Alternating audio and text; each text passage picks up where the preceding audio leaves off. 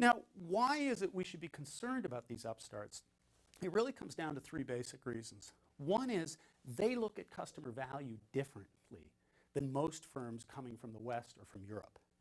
First of all, they occupy the low-cost position in most marketplaces, and low-cost position always has a position in a marketplace. They can learn from what they see in the West, raise their quality standards, and significantly strengthen their position as a low-cost producer, both in their own domestic market and increasingly abroad. Secondly, these companies think differently about the trade-off between price and features within their products.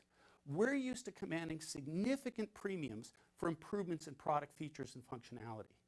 A lot of these upstart companies are willing to charge much smaller premiums for advances within their product. The effect will be to flatten the price feature curve and to make it much more difficult for us to sustain price premiums for more advanced products. Third, these companies don't just want to join us, they want to beat us at our own game. They're not looking to become a member of the club, they're looking to take over the club. They are bound and determined to become market leaders on a global basis, and nothing less, I think, for many of them, will satisfy them. So there's a whole series of things to worry about because they look at customer value and they aggressively pursue customer value in a different way than we have in the past. The second reason to be concerned about these upstart companies is because of their perspective on shareholder value.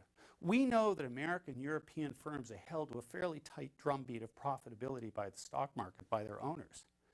These companies have the advantage of thinking much longer term than we do because they value market share over profitability much of the time.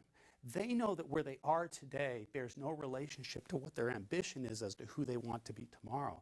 And therefore, they're oftentimes willing to forego profits in the pursuit of market share. Furthermore, they often have advantages within their home market. The advantages may be subtle or they may be quite overt, but their home markets are the fastest growing markets on earth. So in their home court, they have some significant advantage that can turn into advantages of profitability and share gain.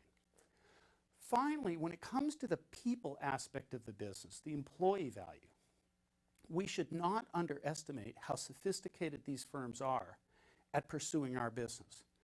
These folks are as smart as we are. They're more dedicated and more motivated than we are. They're not encumbered by old practices, and they're learning at a very fast pace.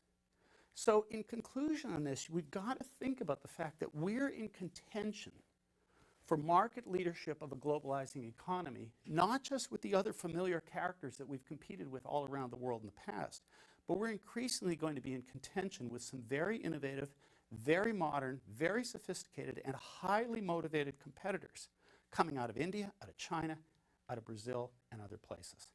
That's who we got to take on as our markets start to globalize.